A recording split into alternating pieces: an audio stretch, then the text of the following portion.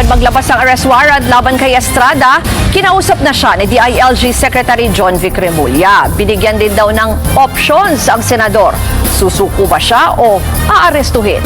Ayon kay Remulla, siya raw mismo ang tumawag kay Senator Estrada sa telepono alas 4 ng hapon nitong Miyerkules. Nag-usap kami kahapon, tinawagan ko siya. Sabi ko either surrender or arrest. Sabi niya pag-iisipan niya raw, ang concern niya ay yung tuhod niya na kailangan ng knee replacement. It's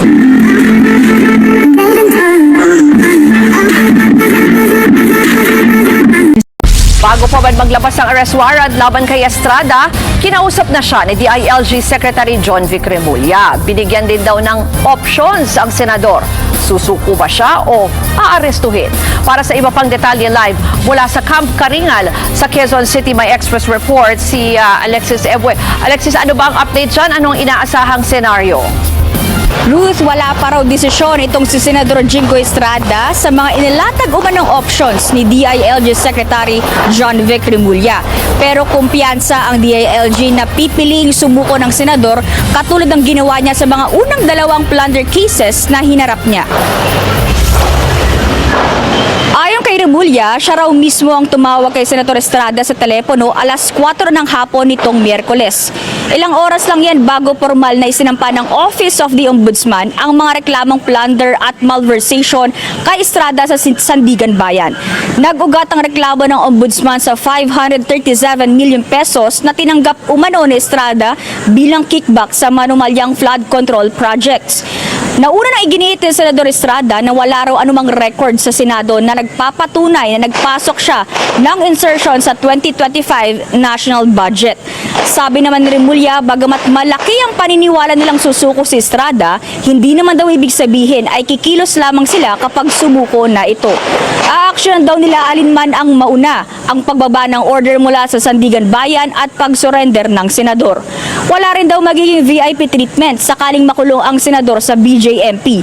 Pakinggan natin ang bahagi ng panayam kay Secretary Remulla. nag-usap kami kahapon, tinawagan ko siya.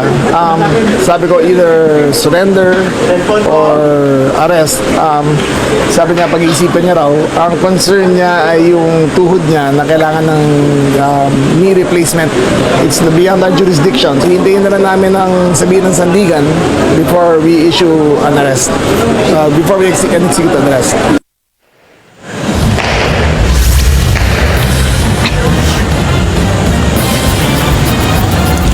Ruth, hindi pa nga klaro kung saang police district ipoproseso itong kaso ni Senador Jingo Estrada dahil hindi pa nga alam kung saan siya magsosurrender.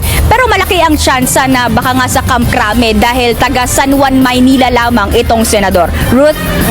Alexis, maiba naman tayo dito naman sa pag-aresto kay Senator De La Rosa. Meron bang update dyan? Si Secretary Remulla?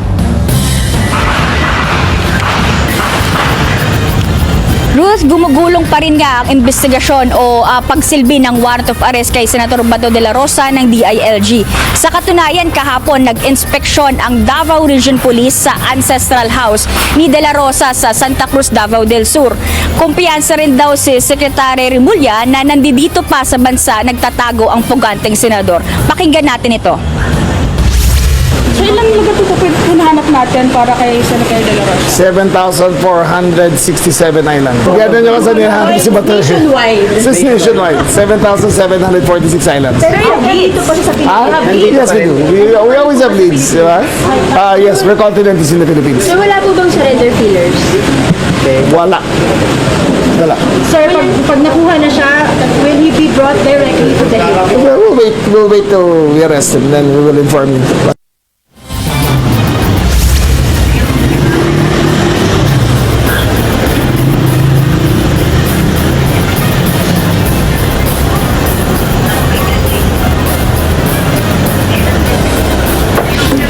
Ruth, sa Sa isang forum kanina, iginiit ng abogado ni Senator Bato de la Rosa na si Attorney Jimmy Bondoc na hindi pa rin daw nila alam kung nasaan nga si Senador de la Rosa. At tulad ng inaasahan, iginigit ng kanilang kampo na walang jurisdiksyon ang ICC sa Pilipinas at kailangan munang dumaan sa korte ng Pilipinas ang ICC warrant of arrest. Kinukonsidera din nila ang security na tulong mula sa United Nations.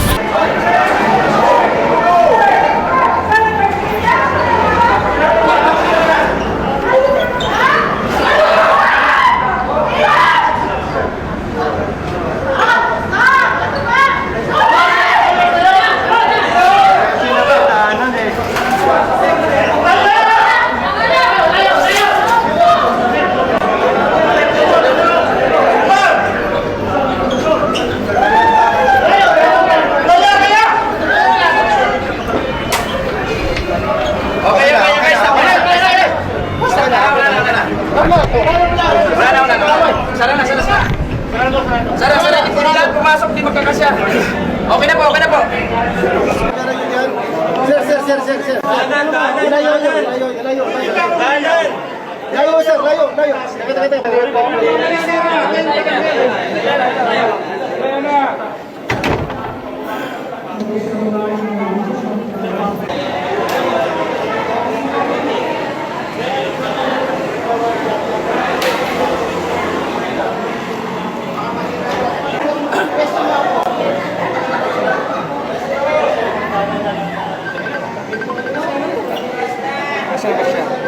Nandun ako po eh.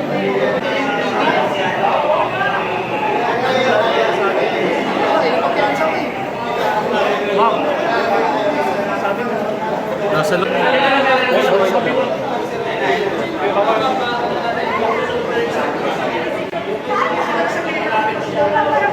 Kita na?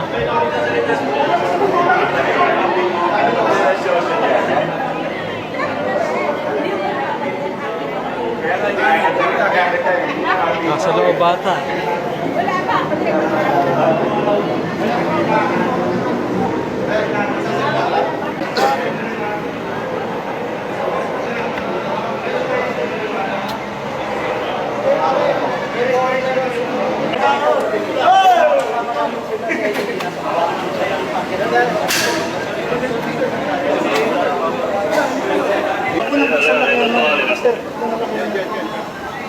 Second floor. Dito po sa likod po. Bermeo. Sabay. Wag nyo na itulak po. Wag nyo na po itulak kasi masisira yung ano natin. Bawal sa loob yung media. Mariel. Sir, reaction call nila.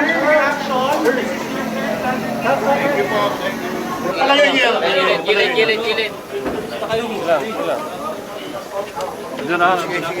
Senator, reaction lang po. Hello po. Sir.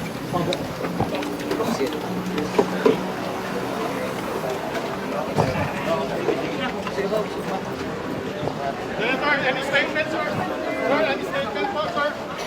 Sir, yung ano. Any statement po, sir?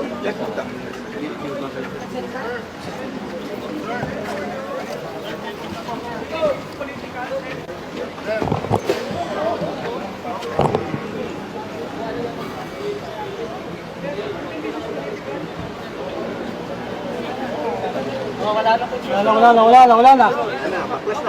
Bakas na. Wala nang gagalaw.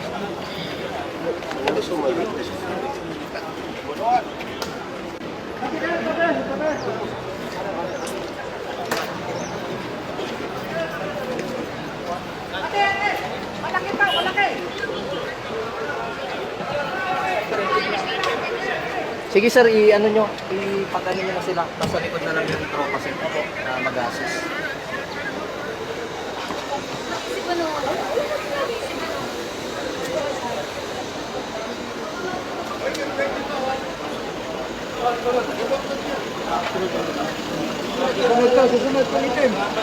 Susunod lang yung sumunod.